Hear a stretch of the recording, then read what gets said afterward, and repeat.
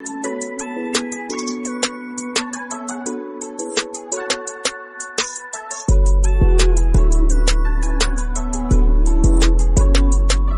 salve, rapaziada, eu sou o Poeta Charcu, esse é o Periferia Oculta. Hoje eu vou trocar ideia com a atriz, cantora, compositora Thaís Coelho. Salve, salve, rapaziada, esse é o Periferia Oculta. Estamos na 5ª temporada, hoje é o 3º episódio e hoje eu tô com Thaís Coelho. Thaís, obrigado. Obrigada eu. Por ter aceitado o nosso convite, por estar hoje aqui e trocar uma ideia sobre você, sobre o seu trampo, sobre a sua arte. Muito obrigado por ter aceito. Eu que agradeço, é uma honra estar aqui, é uma honra saber que, além de você dar importância para as vozes da periferia, você está dando um ouvido para vocês, né? No caso, estão dando ouvido para a voz feminina, que acho que é super importante. Eu sendo mulher, preta, da periferia, acho que é importante ter esse reconhecimento, um pouquinho a mais. Não, com certeza. E você falou periférica, qual quebrada que você é? Eu sou do Taboão da Serra, do Pazini. Que tá bom. Uhum. Qual que é a sua idade? Você tá com Eu quantos tenho anos? 21 anos. Só pra gente contextualizar desde o início, a Thaís ela é cantora e compositora, certo? Certo. Quanto tempo já que você tá nessa luta? Olha, eu canto desde os 9 que eu gosto de cantar. Na verdade, desde pequenininho eu gosto de cantar, né? A gente sempre nasce com aquele donzinho. Mas assim, pegar pra fazer e tal, na didática mesmo, desde os 9. Aí dos 9 até meus 18 anos eu segui nesse aprimoramento de cantar, tocar violão. Comecei a fazer teatro. No teatro eu não inseria a voz, não. Tipo, musicalizado, só peça mesmo. Eu comecei a me descobrir escrevendo com uns 14. Mas eu não levava muito a sério, porque... Foi um pouquinho depois. Foi um pouquinho depois. Tipo, eu comecei a me entender na música com os 9, tipo, cantar músicas covers. Sempre gostei de fazer covers. Na música, assim, pra compor com os 14 anos. Mas eu não gostava muito porque eu compunha sertanejo. E, na verdade, eu comecei com sertanejo. Eu comecei a me entender um pouco no sertanejo. Mas eu não via que... Eu sei lá... Eu não gostava muito das minhas composições, eu achava que era muito para as pessoas, então eu compunha muito pensando nos outros. Acho que normal de qualquer compositor. Não, nem tanto em você. Não era em mim, porque eu era muito nova, eu era menor de idade, tipo, eu não tinha um aprofundamento na coisa profissional, entendeu? Tipo, eu gostava, eu curtia escrever, mas eu achava que, sei lá, eu achava que eu copiava muitas pessoas, eu não sabia diferenciar a inspiração. Tipo, hoje eu entendo que nada é inventado, tudo é copiado, entendeu? Então, tipo, pra eu criar alguma coisa, eu preciso me inspirar em algo. Então, antigamente eu frisava muito, não, isso aqui tá muito igual a outra coisa, mas eu não tinha muita cabeça. Aí quando eu tinha uns 16, 17 anos, que aí eu já estava mais avançada no teatro, que também me desenvolveu bastante, aí a vida pessoal já começou a cobrar mais, né? Um lado, tipo, de se relacionar com as pessoas, e eu tenho uma forte mania de escrever pras pessoas. Coração de Osso é um exemplo muito grande porque eu consegui desenvolver na pandemia. E foi uma coisa onde eu separo me relacionar com a pessoa, tipo, despedida, mas muito focado na vida, sabe? É uma coisa que eu me cobrava muito, porque eu só tinha composições assim. Eu ficava, mano, eu não posso viver de compor com as pessoas, tipo, sei lá, não quero mais compor sobre X coisa. Aí eu falei, o que pode me ajudar? Aí, assim, a pandemia foi zoado pra todo mundo, mas me ajudou nesse quesito, assim, de me descobrir como eu escrevo num metro quadrado fechado, não podendo sair, como eu desenvolvo isso.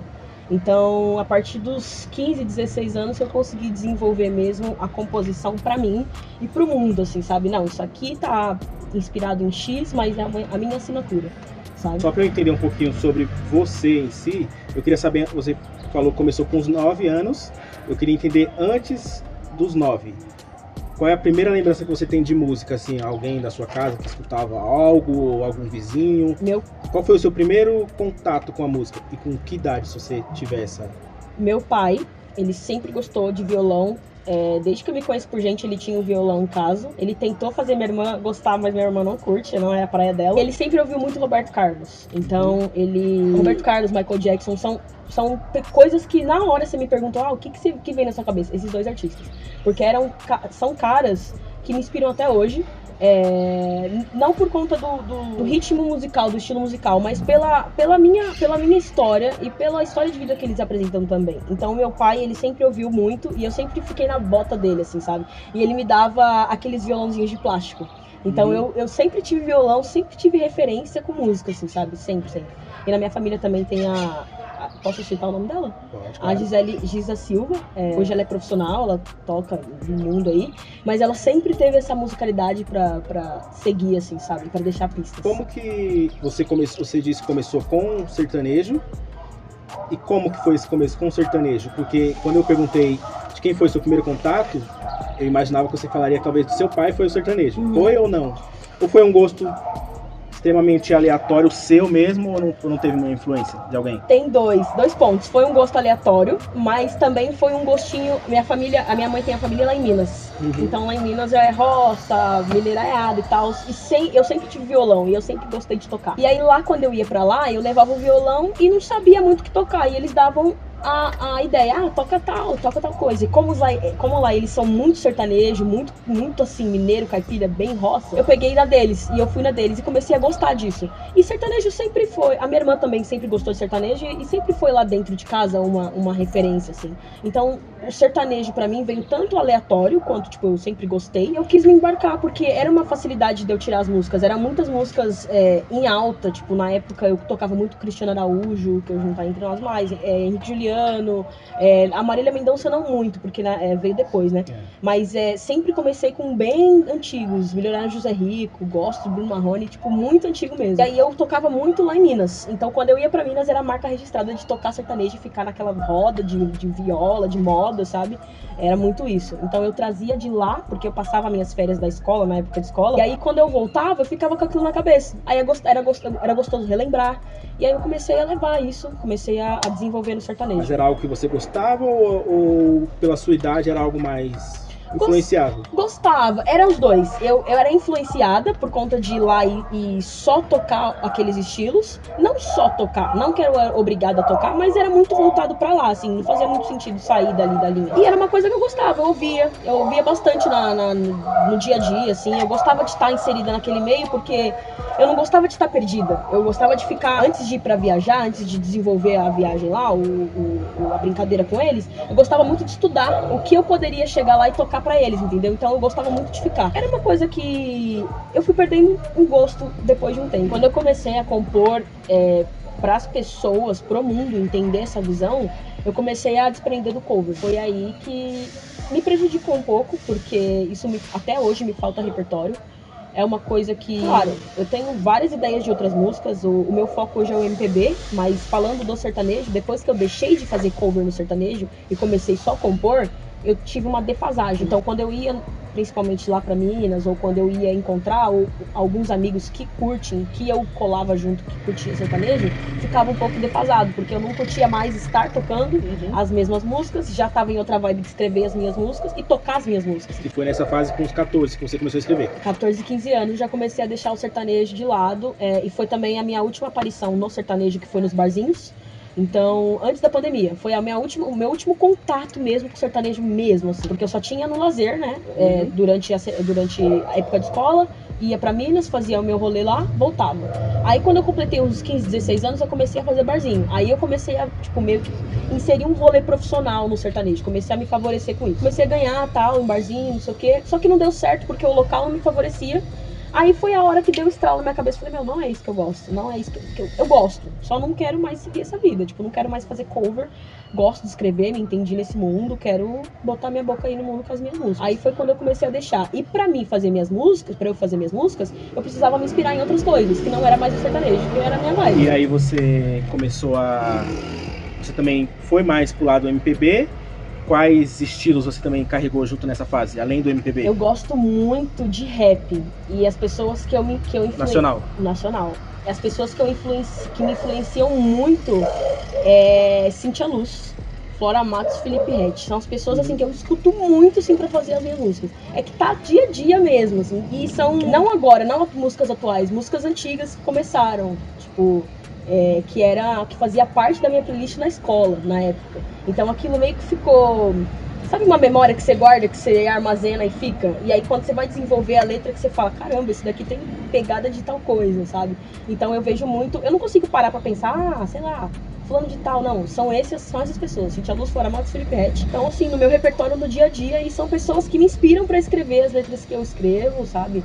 E se tratando do MPB mesmo, eu sempre gostei de ouvir Jorge Vercillo, Djavan, tá muito, muito em mim também. Marisa Monte, gosto. É uma mistura, eu acho. Acho que eu consigo ver que a minha música, ela tem, além de Coração de Osso, né, que são outras músicas que eu ainda não joguei aí pro mundo, que são sambinhas misturados com raps, que são lo-fi. É algo que você quer, assim, não se prender a um estilo próprio? Se você quiser tocar um rap, você toca, um reggae, você toca, um MPB. Essa é a sua ideia mesmo? Ou é algo que aconteceu? Essa é a minha ideia. Na verdade, foi algo que aconteceu através de uma música, um reggae que eu tenho e que eu lancei antes de Coração de Osso. Não é uma música que eu publiquei, que eu lancei nas plataformas digitais. Foi só no YouTube. E quando eu escrevi ela, eu vi que ali eu tava me descobrindo uma artista versátil total. E aí foi quando eu me conheci artista. Eu falei, não, um artista ele é aberto pra estar em qualquer lugar que ele precisa. Ele não precisa ter uma marca registrada, ele não precisa ser um MPB, ele não precisa ser um rap. Claro, ele pode ter escolhas, ele pode ter opções de seguir uma linha, só que eu não quero ser, eu quero ter possibilidades, eu quero ter vários leques de inspirações, de pessoas que seguem essa ideia de ser um só e pegar vários deles, assim, sabe? Acho que um artista é composto de vários caminhos. O seu estilo, você acha que ele é o mesmo, independente do estilo musical? O seu estilo no MPB é o mesmo do rap? É o mesmo do reggae ou não? Não. A sua identidade. Eu gosto muito de fazer uma releitura da música. Então, vamos supor, se uma música é MPB, eu gosto de ter a liberdade de colocar um rap ou um reggae. Fazer uma letra que é cantada em um samba, mas se eu quiser fazer ela lenta, eu tenho essa possibilidade, entendeu? Eu me entender mesmo na música, a vibe do lugar, eu acho que é muito o público me dá essa liberdade. Se o público quer uma coisa mais lenta, mesmo que for um rap, eu posso fazer aquele rap, posso fazer um reggae lento, um reggae rápido. Então, acho que esse leque, a vibe do lugar, o público que vai me dar, muitas vezes. Eu acho muito interessante mesmo, de verdade, o que você tá falando. Vindo pra cá hoje, eu tava dando uma estudada sobre você, e eu pensando sobre isso, sobre artistas que não se prendem a um estilo próprio. Atualmente, talvez, a que veio na minha cabeça de primeiras, talvez seja a Ludmilla, que ela canta funk, rap, pagode. Depois eu tentando relembrar outros artistas, assim. O próprio Catra era assim.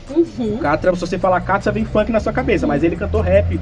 Ele tinha se não me engano, um grupo de rock. Caraca. Alguma coisa assim. Até pra mim uma informação nova. Ele tem vídeo dele no YouTube cantando Tim Maia. Então eu acho genial, assim, você não... Claro, se a pessoa tem um estilo próprio, beleza. Mas se ela é aberta pra outras coisas, eu acho genial, de verdade. E como que fica a sua cabeça nisso, assim? Você leva de boa ou você se cobra? Não, eu preciso agora fazer um reggae. Não, eu tô muito no MPB, por exemplo. Você se cobra ou não? Você leva numa boa? Mas numa boa, assim, muitas vezes vem inspirações de repente. Quando eu vou escrever uma música, eu não sei como ela vai vir. Então, muitas vezes ela pode vir samba, ela pode vir lenta, ela pode vir rápida. Ou mudar, como você falou, né? Exatamente, ou mudar uma coisa que já é existente no mundo e eu fazer uma releitura minha. Então, consequentemente, ela vai virar uma coisa nova, né? Então, eu só me cobro quando eu não consigo escrever. Aí, respondendo sua pergunta. Quando eu não tenho inspiração, eu posso ter 100 músicas. Meu, se eu não... Faz 1, 2 meses, 3, 4, 5 meses que eu não escrevo, eu fico, eu preciso escrever. Eu tô louca, eu tô parada, sei lá, as músicas que eu não tava lendo, então eu me cobro na parte onde eu sinto falta de estar escrevendo. Então pra mim eu tenho que estar nativa. O que me deixa viva é poder escrever, sei lá, falar da sua blusa preta, calça jeans azul e tênis preto. Então assim, pra mim eu tenho que estar na vibe de sempre estar escrevendo, isso que me move. E já embalando essa pergunta, eu queria entender como que é o seu processo de composição. Você separa alguma hora do seu dia ou você é de boa? Falar, quando vim, se eu estiver no busão, quando vim eu escrevo ou não? Como que é o processo? Do nada, assim. Muitas vezes no banheiro, a inspiração, tomando banho, principalmente, esse batata. Se eu tô lá batendo na parede, refletindo. Começa, velho. Aí eu tenho que parar, juro, eu tenho que parar. Eu vou até revelar isso em rede nacional, ao vivo agora. Eu tenho que parar e começar a escrever. E muitas vezes eu levo o celular pro banheiro por conta disso. Ou quando eu tô dormindo. Eu comecei a mudar meu estilo, né? Que você falou, você tem uma hora, um momento. Eu só tenho o lugar de escrever, eu escrevia na agenda. Só que como é aleatório e minha agenda é corrida de trabalho e tal, às vezes eu tô no ônibus, que foi o exemplo que você deu, ou no banheiro, ou sei lá, em qualquer outro lugar, deitada na cama, eu já abro o bloco de notas e já começo a escrever. Porque se eu perder aquela ideia, já era, acabou pra mim. Aí eu vou ficar com aquilo na cabeça, falar, puta que pariu. As suas inspirações, você falou de alguns, Jorge Vercillo, Djavan. Na gringa você também tem alguma inspiração? Tenho, Tem uma banda, ela é de rock, mas me inspira horrores. O nome chama 21 Pilots.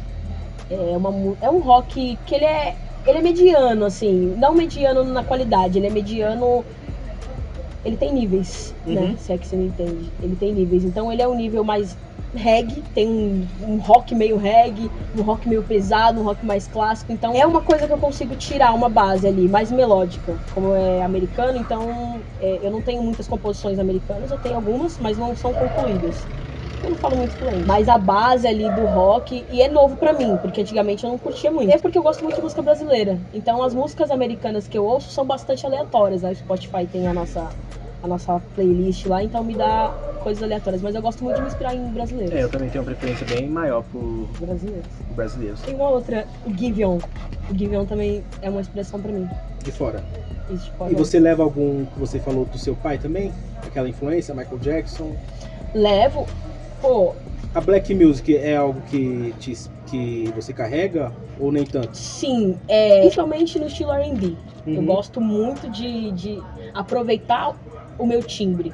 Então, não é uma coisa que eu coloco muito nas minhas músicas, mas é uma forma de inspiração pra mim. Então, tipo assim, o que aquele estilo, quando eu ouvir, pode me trazer daqui futuramente, sabe? Então eu gosto muito de inserir o Black Music, até porque eu faço uma comparação, até porque o meu timbre negro pode ser útil pra ele, a inspiração deles pra mim pode ser útil com o meu timbre, sabe?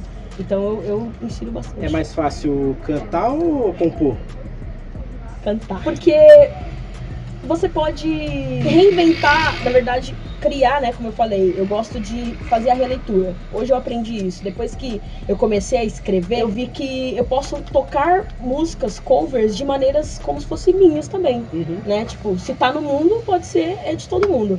Como a minha música também, eu entendo que pode ser sua. Se você quiser cantar do seu jeito, vai ser uma coisa sua, não vai ser uma coisa mais minha. A partir do momento que eu liberei isso.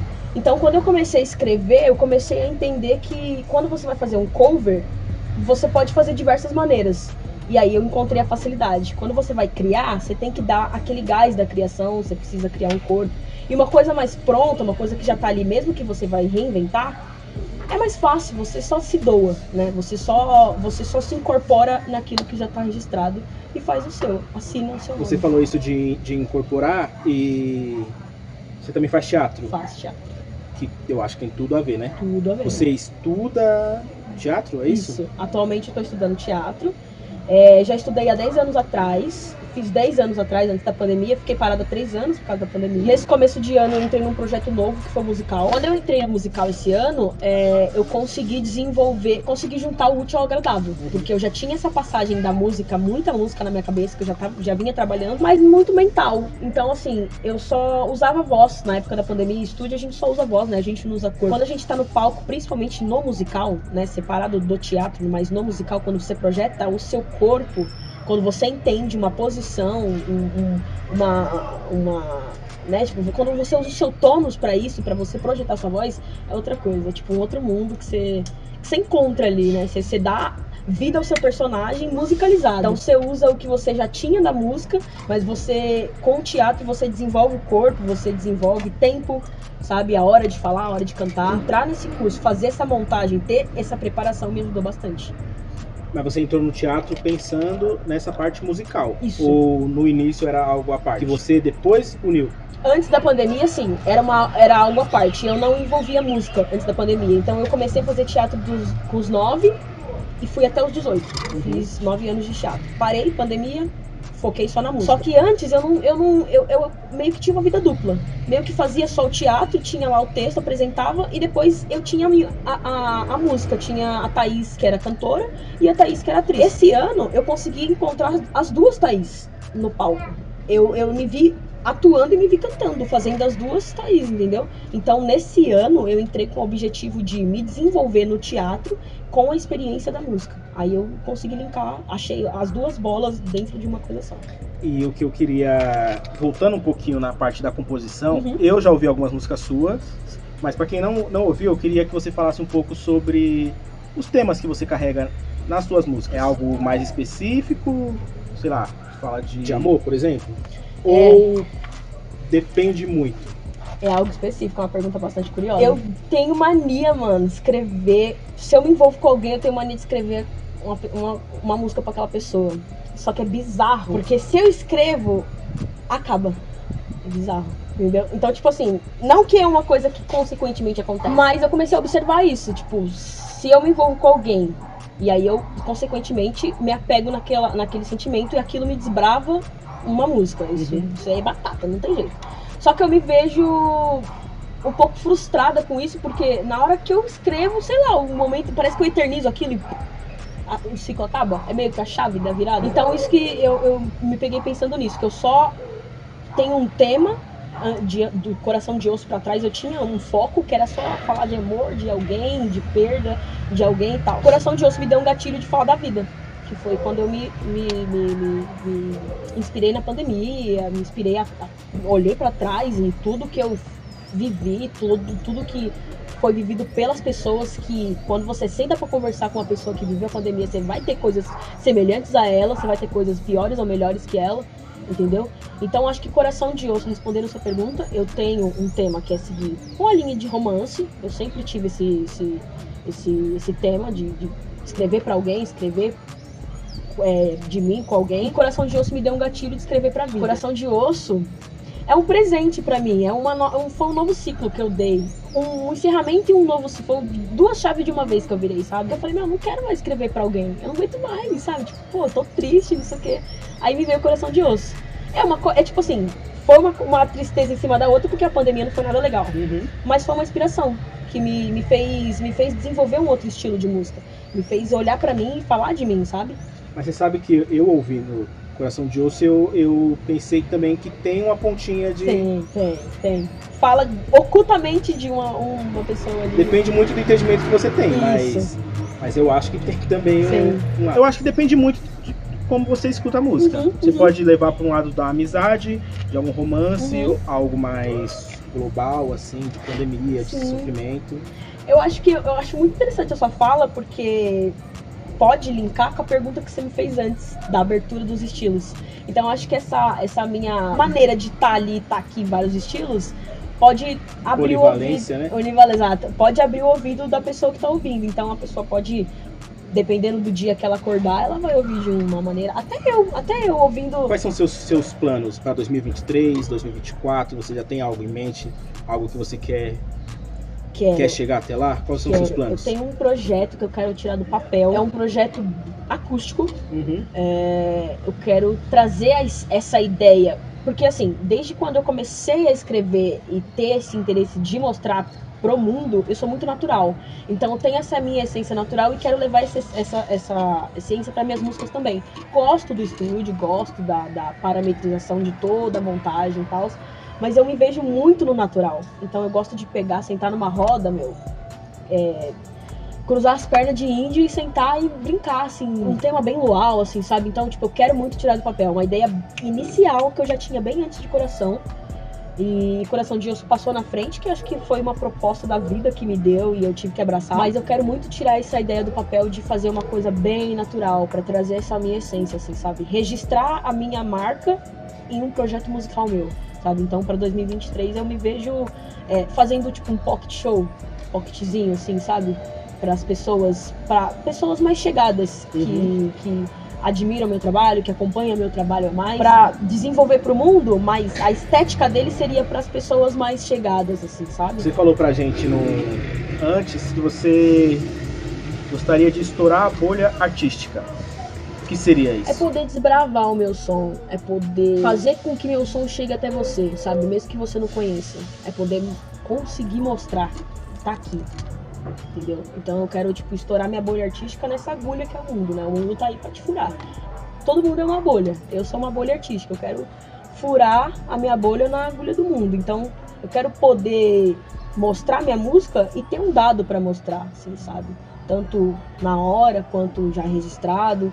Então eu quero ter nome. Hoje eu estive aqui com Thaís Coelho. Quero agradecer mais uma vez por ter aceito, por ter trocado essa ideia, por ter falado sobre você, sobre o seu trampo. A gente vai colocar aqui também todo o seu @ para quem quiser te conhecer, os links. Quero agradecer aí a todo mundo, quero agradecer o projeto. Para mim é uma honra estar aqui, porque vocês me acharam, né? Saí de lá do Pazini para estar aqui em Pirajussara, falando um pouquinho de mim.